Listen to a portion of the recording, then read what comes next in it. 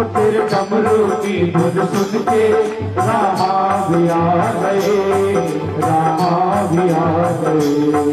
तेरे डमरू की धुन सुन के रामा भी आ गए, रामा भी आ गए। तेरे डमरू की धुन सुन के रामा भी आ गए, रामा भी आ गए। संग सीता की को लाना,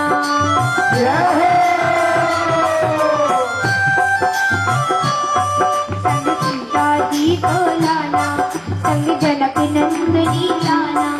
इस बगल गाँव में तेरा डम डम डमरू बाजे,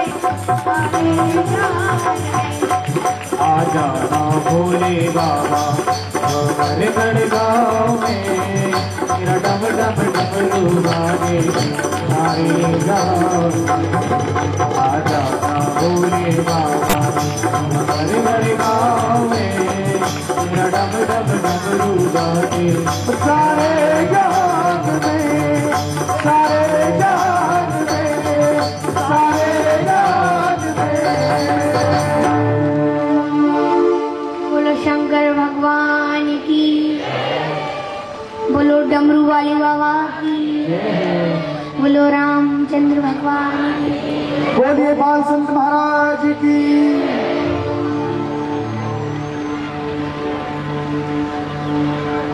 तो सज्जनों, प्यारी प्यारी माताओं बहनों, अब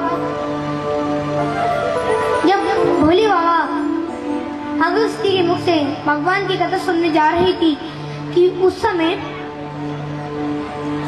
भगवान भोलेनाथ ने ध्यान से कथा सुनी, लेकिन सती ने मन लगाकर कथा नहीं सुनी। सती ने कथा क्यों नहीं सुनी ध्यान से? क्योंकि उसने सोचा अरे ये ऋषि हमारी इतनी पूजा वंदना कर रहा है कि हमें राम कथा क्या सुनाएगा, भगवान की कथा क्या सुनाएगा, भागवत कथा क्या सुनाएगा। बस यही सोचकर सती का मन कथा सुनने में नहीं लगा। क्यों?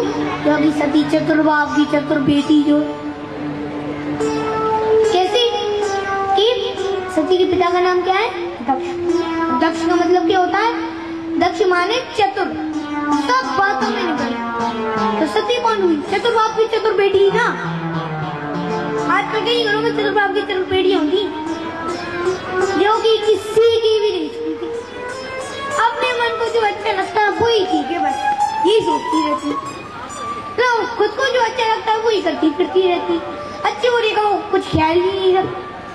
अरे ये चतुर्बाप की चतुर बेटियां तो ना अपने सास ससुर की सुनती, ना अपने माता पिता की सुनती, ना अपने पति देव की सुनती।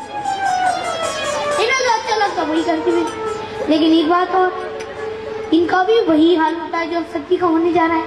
ध्यान से सुनिए सज्जनों, प्यारी प्यारी माताओं, आगे कथा पूरी सुनने के बाद शिवजी जाते समय जब वो अपना कैलाश पर्वत वापस लौट रहे थे कि तभी उन्होंने सोचा कि क्यों ना इस समय मेरे भगवान के अगर मुझे दर्शन हो जाए, राम जी के दर्शन हो जाए तो बहुत अच्छा रहेगा। इसलिए वो सोच ही रहे थे कि उन्हें भगवान श्री राम ने भी दर्शन दिए थे। और उस समय भगवान श्री राम अपनी पत्नी सीता मैया को दूर देख रहे थे, वनवासियों के बीच में नर लीला करते हुए। सती भगवान को नहीं पहचान पाई। उसने देखा कि भगवान शिव शंकर दो साधारण मनुष्यों को प्रणाम कर रहे हैं, तो ये देखकर वो मन ही मन में सोचने लगी, अरे मेरे स्वामी को सारा संसार पूछता है, देवता मनुष्य नाग किन्नर से गंधर्व भी सभी लोग उनकी पूजा करते हैं, ऐसे प्रभु साधारण मनुष्यों को प्रणाम कर रहे हैं जो कि वनवासी के वेश में इधर उधर अपनी पत्नी को दूर से कर रहे हैं। सती सोचती है कि ये वनवासी तो मुझे इसकी बीवी के गुलाम लगती, क्योंकि इनकी बीवी यानी इनकी पत्नी थोड़ी सी इधर उधर हो गई होगी कि पागल महीनों की तरह अपनी पत्नी को ढूंढ के फिर रहे। और लता पता गांव से पूछे तुमने मेरी जानकी को देखा है क्या? तो भैया सती के मन में ये संदेह हुआ, भगवान सब समझ गया। उन्होंने सती को समझाया, सती नहीं मानी। तब भगवान के लाख समझाने पर भी जब सती को समझ न आया तो भगवान शिव शंकर ने उसे परीक्षा लेने भेज दिया। भगवान अब भैया सती ने परीक्षा में सीता मैया का भेष धारण कर लिया। इधर शिव जी तो सोच रहे कि वही सोई जो राम रचना का को कर बड़ा भाई साहब। अब शिव जी ने सती को जैसी परीक्षा लेने भेजा तो जानकी मैया का रूप धारण करके आगे आगे चलने लगी। सोचने लगी अगर ये मुझे सीता समझेंगे तो साधारण है, अगर ये मुझे सती समझेंगे दिव्य साक्षात भगवान है। लेकिन सज्जनों परीक्षा लेने की बात पता चल रहा वो तो भगवान है। तो सती ने सोचा मैं शिव जी से क्या कहूंगी। तो सज्जनों अब शिव जी से जाकर उसने झूठ बोल दिया कि स्वामी मैंने तो कुछ भी नहीं किया, मैं तो आपको जैसी प्रणाम करके चली आई। झूठ बोल दिया उसने, तो झूठ बोल दिया। पर सज्जनों आप कभी झूठ मत बोलना, माता पर झूठ मत बोल, क्योंकि एक झूठ 100 झूठ बुलवाता है। कभी झूठ नहीं बोलना चाहिए। और श्रोताओं महानुभावों, जब सती ने परीक्षा ले ली और वापस आ गई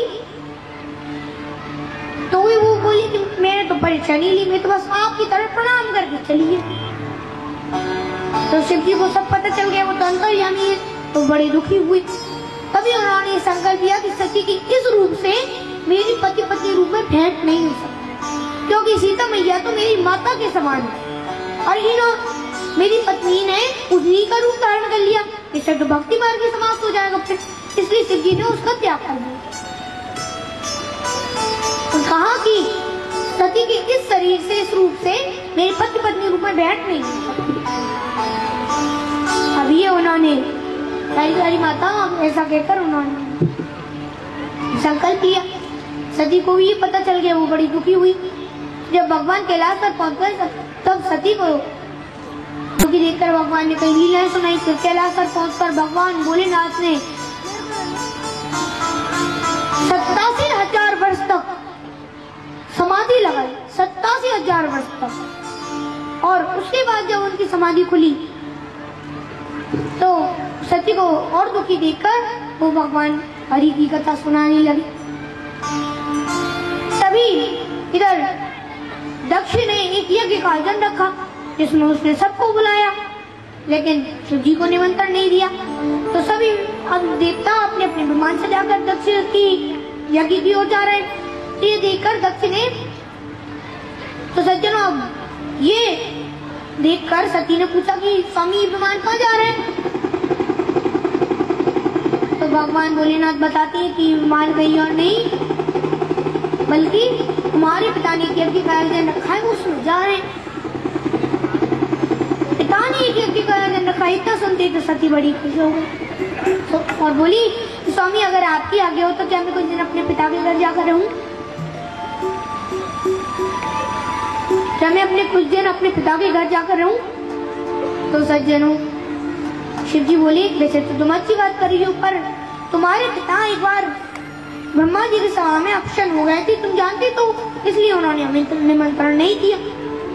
और बिना और जहाँ पर कोई अपना विरोध मानता हो वहाँ पे नहीं जाना चाहिए, इसलिए तुम्हें वहाँ पर नहीं जाना चाहिए। लेकिन शिव जी के लाख समझाने के बाद भी जब सती नहीं मानी तो अपने कुछ गणों के साथ भगवान ने उन्हें विदा कर दिया। वहाँ पे भगवान भोलेनाथ का अपमान देकर सती ने कहा कि रे सभासदों ध्यान से सुनो। उसने कहा कि अरे जिन लोगों ने मेरे पति शिव जी की निंदा की, जिस निंदा में मेरे पिता भी शामिल है, किंतु मेरा ये शरीर दक्ष के वीर्य से उत्पन्न हुआ है और आज मैं शरीर को त्यागती हूँ। और ऐसा कहकर सती ने अपना शरीर योग अग्नि के माध्यम से भस्म कर डाला। और जब पिता मंदमति निंदत ते दक्ष शुक्र संग यते और अस गई योग अग्नि तनु जारा भयं सगल मग।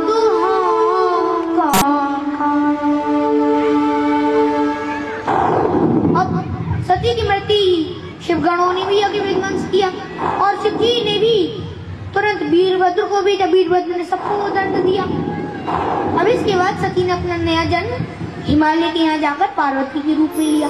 नारद जी भी उनके दर्शन करने आए। अभी वो बता गए कि इनका विवाह ऐसे पुरुष से होगा जो कि नंगा धड़ंगा, माता पिता भी युगा से जटाधारी, नंगा शरीर पर चाबुक लपेटने वाला, ऐसे पति से ऐसा पति इसको मिलेगा, इसका विवाह होगा उससे। अब भैया ऐसा कहकर नारद जी चले गए। तब पार्वती मैया शिव जी को प्राप्त करने हेतु तप करने जाती, कठोर तप करती। तो शिव जी को जब ये पता चलता है तो शिव जी क्या करते हैं, प्यारी प्यारी माताओं, तो तभी शिव जी क्या करते हैं कि शिव जी ने सप्त ऋषियों को पार्वती मैया की परीक्षा लेने हेतु भेज दिया।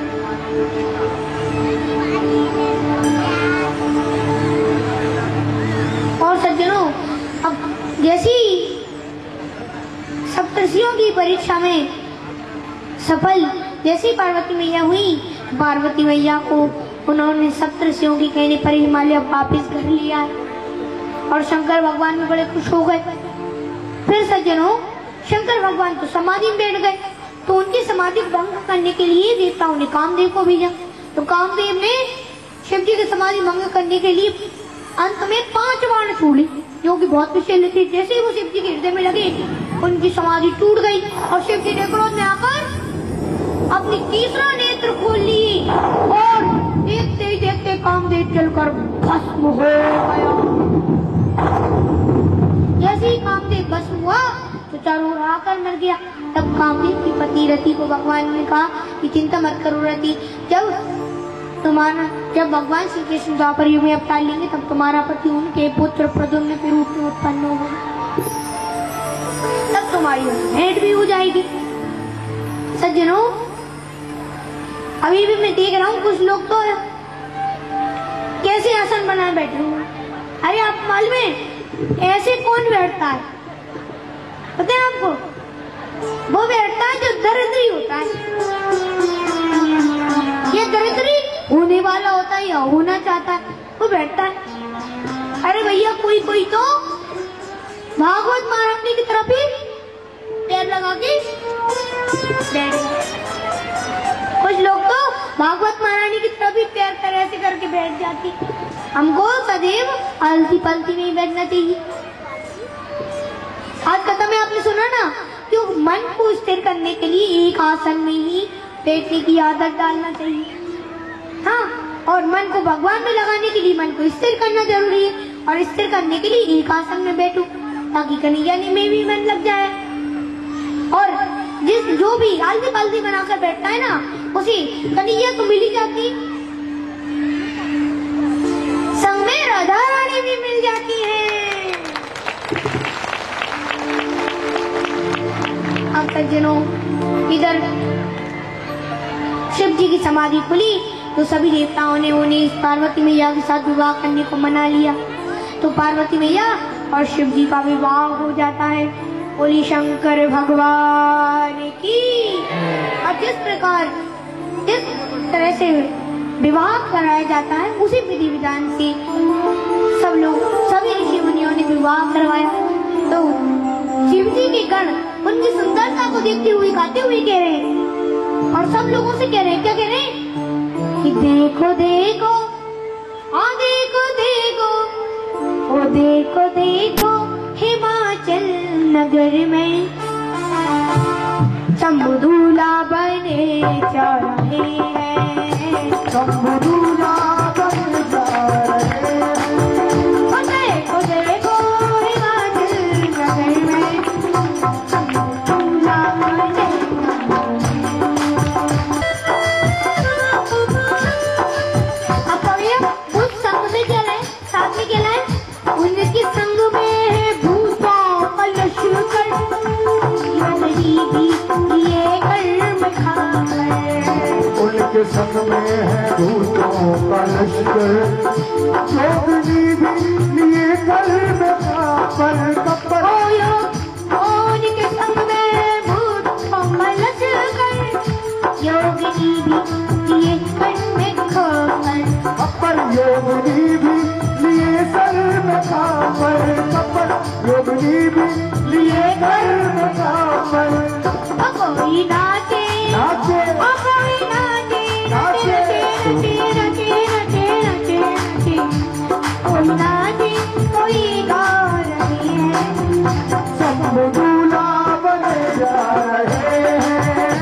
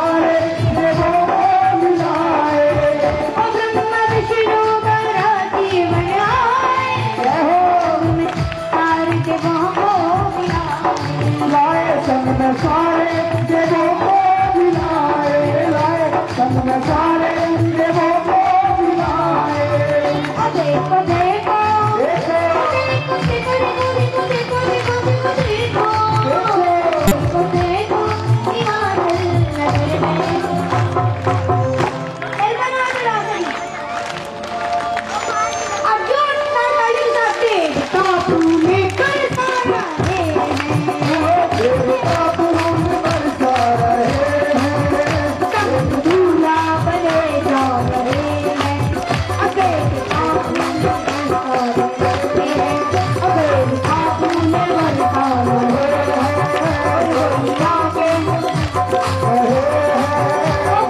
जाके कोई पुकार रहे हैं। बोलो श्री शंकर भगवान। विवाह के बाद उनके यहाँ पर एक पुत्र का जन्म होता है जिसका नाम है, जो कि 6 मुख वाले स्वामी कार्तिक जी। इन्हीं कार्तिक जी के माध्यम से एक तारकासुर नाम के राक्षस का वो संहार करती है सज्जनों। और अब यही वाणी को प्रारंभ देते हुए अब मैं आपसे पहले कहना चाहता हूँ कि आज हम लोगों ने बड़े धूमधाम से शंकर पार्वती विवाह उत्सव मनाया। सती चरित्र, परीक्षित जन्म की कथा, हिरण्याक्ष वध आदि की कथा सुनी हमने। पर कल हम सभी लोग कथा के तीसरे दिन में कल हम देखो कौन सी कथा सुनेंगे। कल हम ध्रुव चरित्र सुनेंगे, प्रहलाद जी की कथा सुनेंगे, फिर हम आगे इसके बाद भरत जी का प्रसंग सुनेंगे, जड़ भरत का, और इसके आगे जाकर हम शिशुपाल की कहानी सुनेंगे। और भगवान मेरो है, गोपाल मेरो है, गोविंद मेरो है, गोपाल मेरो है, गोविंद मेरो है, गोपाल मेरो है, गोविंद मेरा है, गोपाल मेरा है, और श्रीमान के बिहारी नंदलाल मेरो है, उसी माँ के बिहारी नंदलाल मेरो है, और श्रीमान के बिहारी नंदलाल मेरो है, उसी माँ के बिहारी नंदलाल मेरो है, गोविंद मेरो है, गोपाल मेरो है, गोविंद मेरा है, गोपाल मेरा है।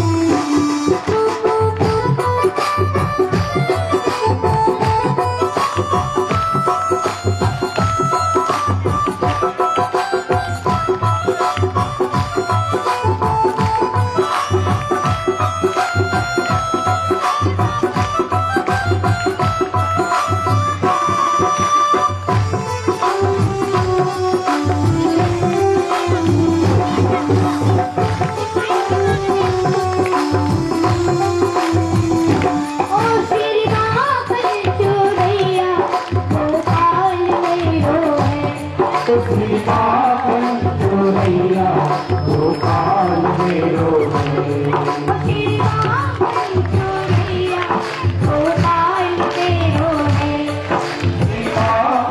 चुरैया गोपाल मेरो है, मेरो है,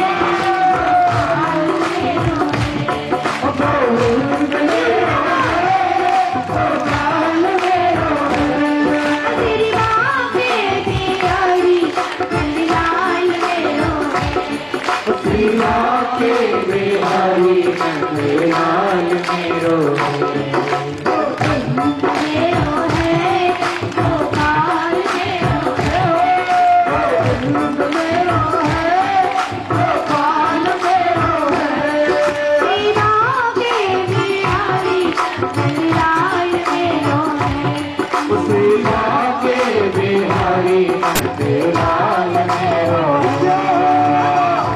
मेरो है, गोपाल मेरो है,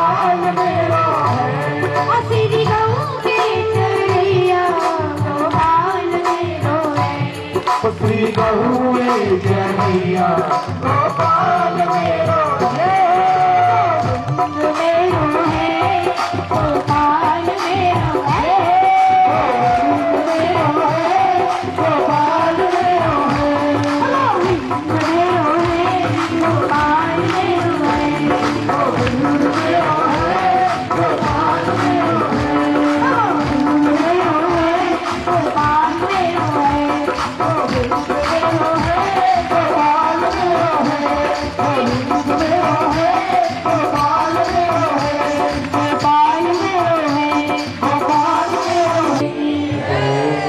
बोलो रानी सागर महारानी की राधे, जय श्री राधे। तेरी आरती गाऊं के बिहारी, तेरी आरती गाऊं हे गिरधारी, तेरी आरती गाऊं हे गिरधारी, तेरी आरती गाऊं के बिहारी, तेरी आरती गाऊं के बिहारी, तेरी आरती गाऊं के बिहारी हे गिरधारी, के बिहारी हे गिरधारी, के बिहारी मेरे गिरधारी, के बिहारी हे गिरधारी, के बिहारी तेरी आरती गाऊं के बिहारी, तेरी आरती गाऊं मोर मुकुट तेरे शीश पे सोहे, मोर मुकुट तेरे शीश पे सोहे, प्यारी तुलसी मेरो मन मोहे, प्यारी तुलसी मेरो मन मोहे, देख छवि में हारी जाओ, देख छवि में हारी जाओ, श्री बाके बिहारी हे गिरधारी, बिहारी हे गिरधारी, श्री बाके बिहारी मेरे गिरधारी, बाके बिहारी मेरे हे गिरधारी, बाके बिहारी तेरी आरती गाऊं हे बिहारी, तेरी आरती गाऊं चरणों से निकली गंगा प्यारी, चरणों से निकली गंगा प्यारी, जिसने सारी संग सोहे ब्रसभान दुलारी, संग सोहे ब्रसभान दुलारी, ओ ललिता विशाखा सखिया प्यार।